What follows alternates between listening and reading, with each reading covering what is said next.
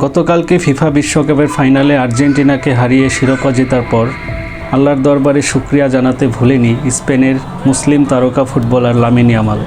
আর্জেন্টিনাকে 1-0 গোলে হারানোর পর যখনই রেফারি শেষ বাঁশি বাজিয়ে খেলার সমাপ্তি ঘোষণা করে, তখনই সঙ্গে সঙ্গে মাঠের মধ্যেই হাঁটু গেড়ে বসে পড়ে এই তারকা ফুটবলার। এরপর আল্লাহর দরবারে 2 হাত উঁচিয়ে শুকরিয়া জ্ঞাপন করে সে।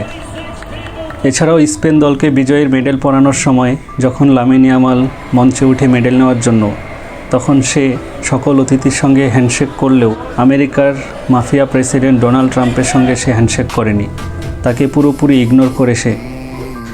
এই দৃশ্য ভাইরাল হওয়ার পর থেকেই ফিলিস্তিনের প্রতি যে এই মুসলিম তারকা ফুটবলারের তীব্র সহানুভূতি রয়েছে এবং ইসরায়েল ও আমেরিকার বিরুদ্ধে তার যে তীব্র ঘৃণা রয়েছে, সেটা আরও স্পষ্টভাবে প্রকাশ পায়।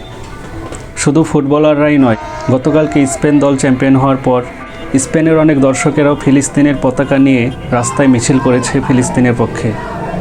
ফিলিস্তিনের পক্ষে গান গেয়ে এবং স্লোগান দিয়ে তারা কালকের এই জয় উদযাপন করেছে।